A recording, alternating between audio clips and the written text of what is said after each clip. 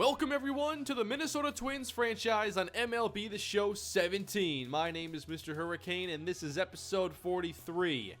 We find ourselves getting to late September, the season is winding down, and we have our final chances to get into a wild card spot. We're 5 games out of one of those positions and have a 3-game set against one of the teams that currently holds one. So today's episode is going to be focused on the 3-game series against the Texas Rangers.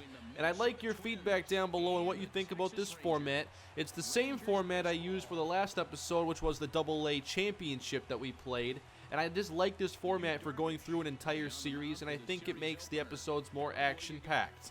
We face Yu Darvish. He's been leading the Cy Young voting this year in the American League, so no easy task for the Twins on the road in their biggest series of the season. Fly ball hit by Yunel Escobar, that is lazily into left and caught with no issue. The Twins came into this series winning 8 of their last 9 games and needed to keep that offense playing at a high level against the pitchers the Rangers had for us to face. Here's an inside-out hit by Joe Mauer into left. First hit for the Twins, and that'll take us to Kenny Vargas, still clean-up hitting as he puts this in the air with a 2-0 pitch, and that is going to be caught in center field by Carlos Gomez. On the mound for Minnesota, we have the veteran Ervin Santana. 11-5 on the year, 4.5 ERA. And we'll get started here. A slider low to Elvis Andrus, who doesn't have a very good at-bat. And that's the current AL batting champion. Rougned Odor up next. 0-2 pitch, grounded softly. There's Escobar.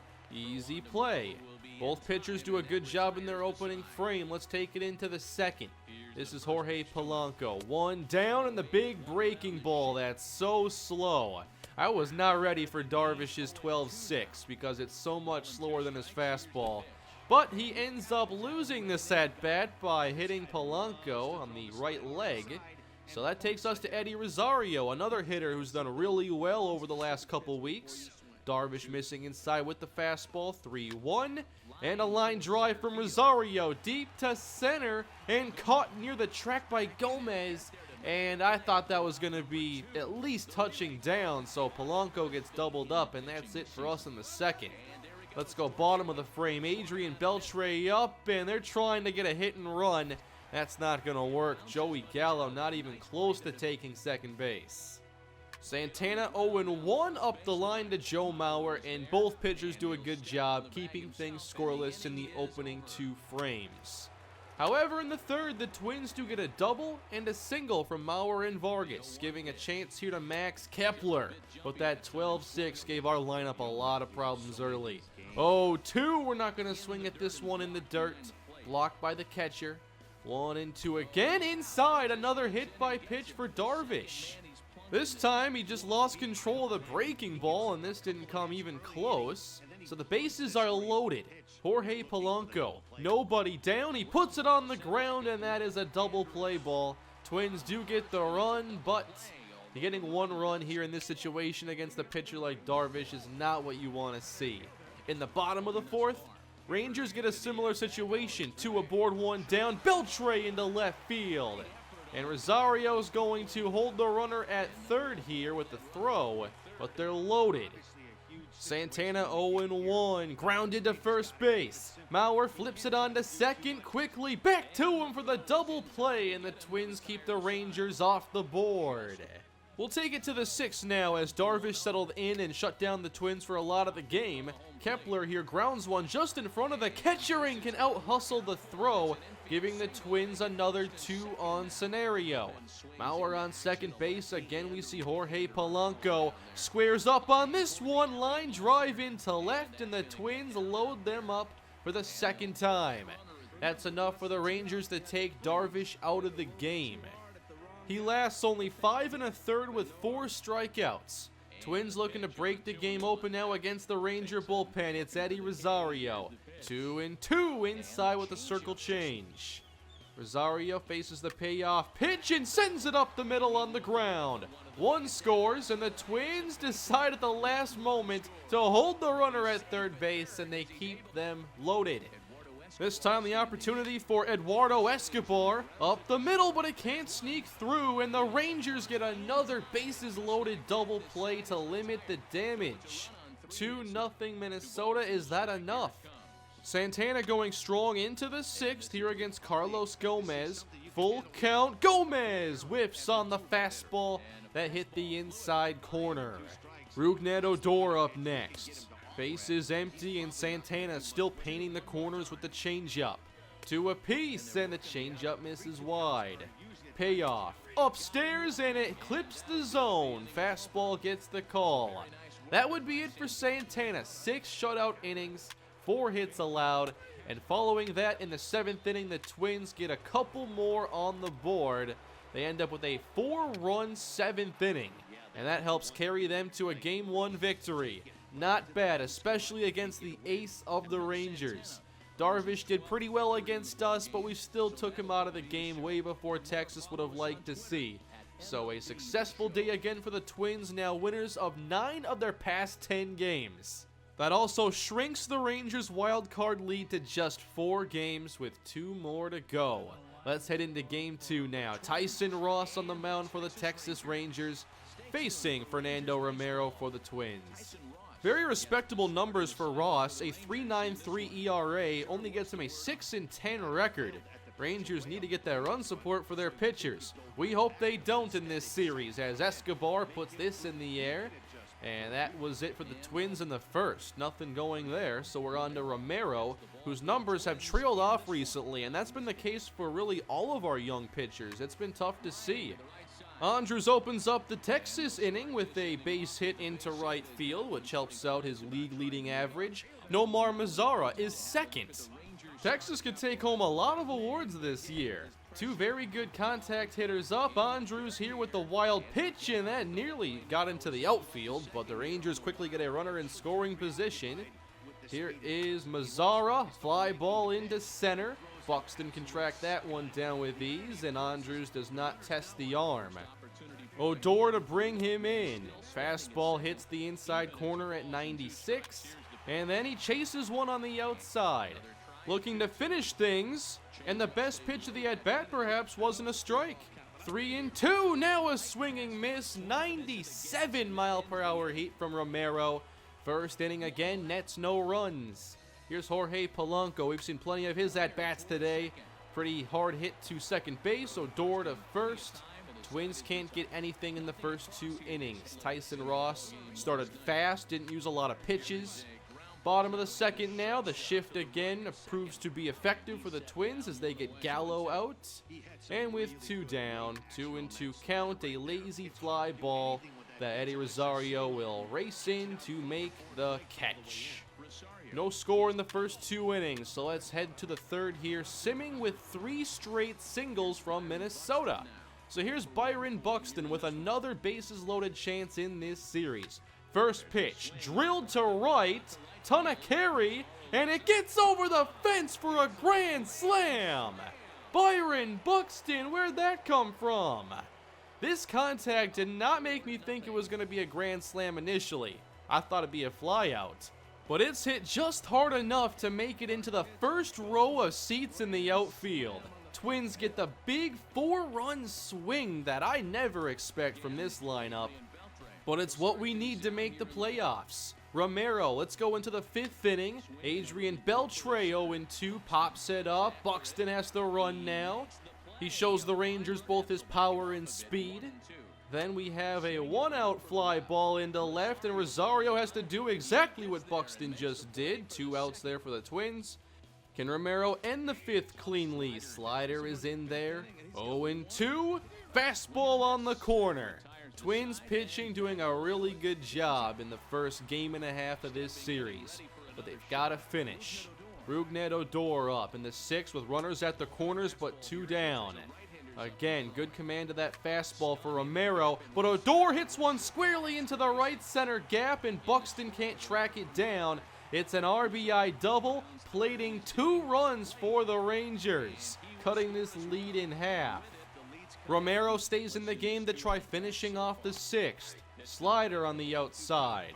2-2 to Gallo, and he misses the fastball. Another strikeout for Romero. Let's go into the next inning now. 2 aboard again for Sandy Leone. Twins turn things over to the rookie reliever Jake Reed. In the air to center, this is Buxton underneath it. Again, Texas not going to test the arm. So it's Andrews back to the top of the order. Reed falls behind, but then a foul evens the count. Andrews hits the 2-2 up the middle, rolling slowly to Buxton, who comes up throwing, but the run scores, and Texas makes it just a 1-run game. They're slowly chipping away at the Twins' once 4-0 lead. And now it's the ex-Twin trying to bring them all the way back, and this pitch gets away from the catcher. It's a pass ball. 2 in scoring position for Carlos Gomez. Scorches one to right, and it's caught by Max Kepler. Twins lead, hardly staying intact. They could really use the insurance run. Runner in scoring position in Polanco. Waiting for his pitch, sees a couple sliders up and away. Then works it full, and the slider nearly clips him inside. 2 aboard for the Twins. Here's Rosario, 0-2, but he can't get a hold of the slider. Very close, and it was hittable.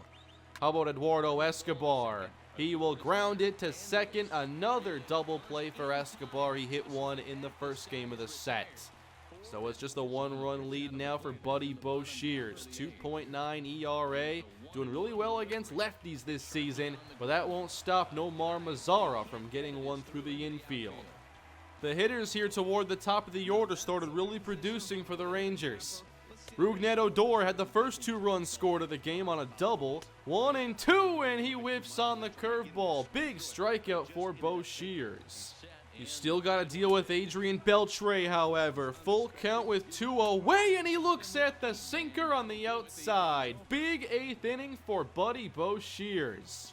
The starting pitching hasn't always been strong this year for Minnesota, but one thing they've been able to rely upon has been their bullpen. Here's Glenn Perkins looking for save 42 of the season. He quickly gets ahead of the hitter and strikes him out on 3 pitches. Good slider. He gets ahead of the next hitter, and this pop-up won't get far past second base. Polanco settles underneath, 2 away for the Twins. Just need 1 more. Fastball, now they're chasing.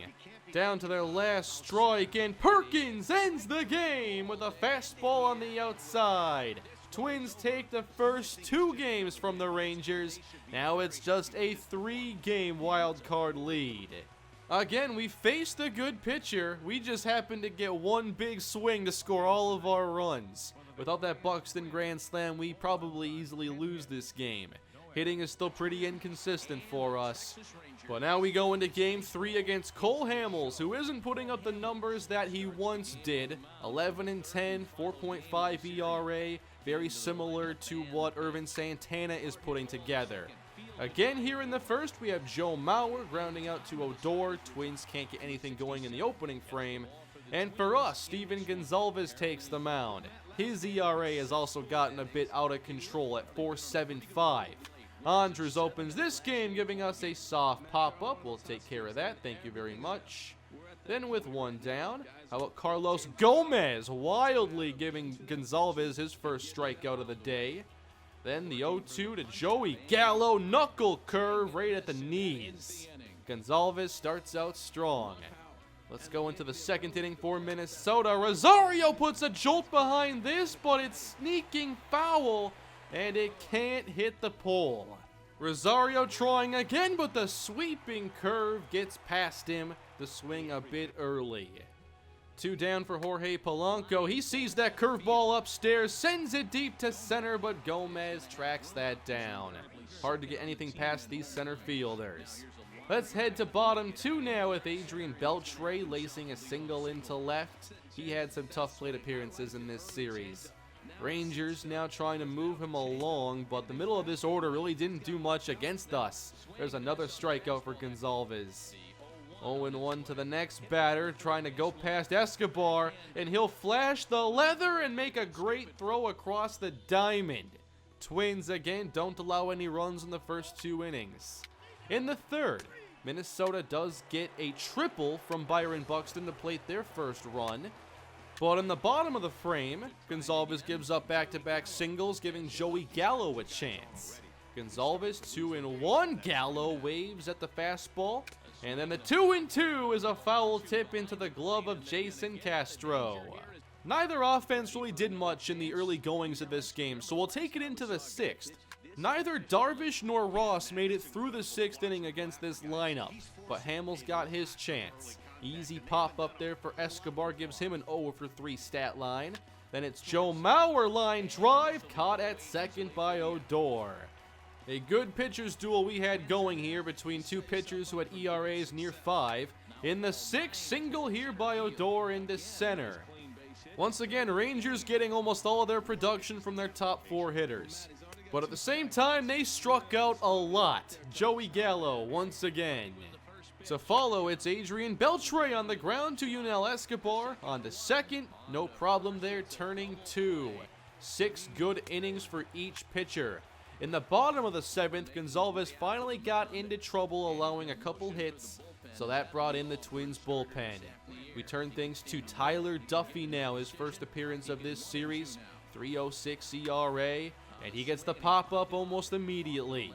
Castro, just a handful of feet from the plate, makes this catch, and now 2 away, 2-strike count, and Andrews can't believe it! The curveball just grazes the inside corner. What a pitch from Duffy. Once again, this was a 1-run game in the latter stages. Twins just not getting much offense. Jason Castro gives this a ride, but it's not all that great. We go bottom 8 with Duffy again, getting his 2nd inning of work, and this is a base hit up the middle by Gomez. With his speed, you wonder if they try to steal or how they're going to attempt moving him around. 0-2 count. How about a quick strikeout? Gomez never attempts a steal. Then 0-2 with 2 away, and this nearly gets away from Castro, but Gomez still has the speed to get to second. So all it takes now is a base hit from Beltre, but he can't even touch the curve, and Duffy closes out his 2nd inning. Can the Twins find any more offense in the 9th? Byron Buxton continues his strong series with a base hit into center. With his speed, you gotta at least try taking second, right? He gets there pretty easily. Now in scoring position, he gets moved to third base. Kenny Vargas wants to bring him home, but the Twins will not. They're held to just the lone run they scored way earlier in the game. So Glenn Perkins once again takes the mound, looking for save 43. Set to face the bottom of this Rangers lineup, and this ground ball to Escobar gets the first out. They got the second as well, giving the Rangers one last chance, and this is well foul. Down to their final strike, not quite there. Full count from Perkins, in the air to left field, Rosario to his left. And there you have it, a sweep for Minnesota on the road against the Texas Rangers that trimmed their lead from 5 games to just 2, with 3 series left to go in the season. This was a very big series for us to get the pitching that we did at this time. 2 shutout victories, and the other one was a 4-3 win. So the Twins get a nice homestand. It's a perfect chance to get into playoff position, right? 79 and 73, vast improvement beyond the first year of this franchise, but we have our sights set on the playoffs. We now see that Miguel Sano comes off the disabled list as well, as we split these first 2 games against Detroit, but ultimately lose the series to them. What changes after those 3 games? Well, we lose 1 game of ground, 3 games back. Then, against Houston, we just couldn't get the offense going. We score nothing, 1 run. We avoid the sweep, but now we're down to 3 games. And that's exactly how many games we are back. If the Rangers win, they knock us out of the playoffs. And we're still behind the Royals, we're not playing them. So now it looks like our chances of making the playoffs are razor thin. We need to sweep the White Sox, which we could do. They haven't been great this year.